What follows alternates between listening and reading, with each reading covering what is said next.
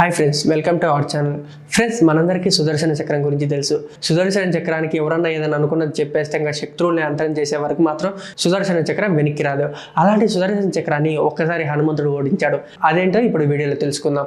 అంతకన్నా ముందు మన వీడియోని లైక్, షేర్, సబ్స్క్రైబ్ చేసి పక్కన ఉన్న బెల్ ఐకాన్ని క్లిక్ చేయండి.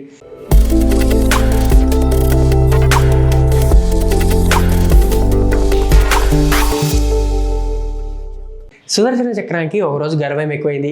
ఈ గర్వం ఎలా అణిచివేయాలి అని చెప్పేసి శ్రీకృష్ణుడికి ఒకటే రోదన. ఈ రోదన నుంచి ఎలా అంటే సుదర్శన చక్రం గురించి అందరికీ బాగా తెలుసు. సుదర్శన చక్రం ఒక్కసారి ఏదైతే ఆ చెప్పిన పనిని అయిపించేంత వరకు అది వెనక్కి రాదు. ఎవరినన్నా చంపాలనుకున్నా కూడా ఒక్కసారి మనసులో తలుచుకుంటే సారు ఆ సుదర్శన చక్రం వెళ్ళి మరీ వాళ్ళనంతా చేసి కానీ వెనక్కి రాదు. అలాంటి సుదర్శన చక్రానికి ఒక్కసారి గర్వం అనేది ఎక్కువైంది.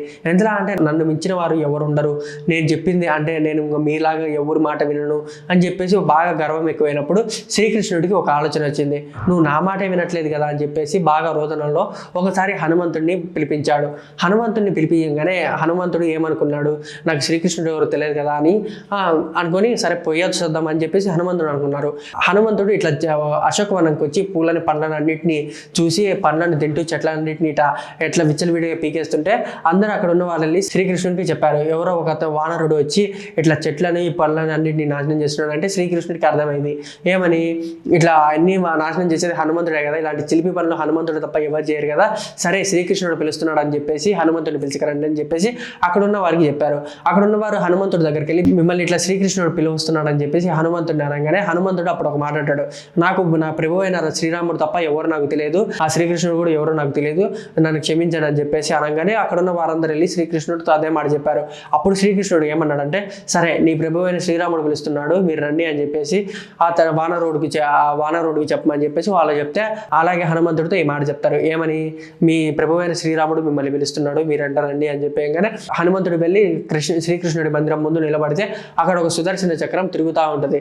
అంటే హనుమంతుడిని లోపలికి పోనీకుండా ఆ సుదర్శన చక్రం తిరుగుతుంటే హనుమంతుడికి బాగా కోపం వచ్చింది. నువ్వు ఇలానా అని చెప్పేసి హనుమంతుడు బాగా యుద్ధం చేశాడు.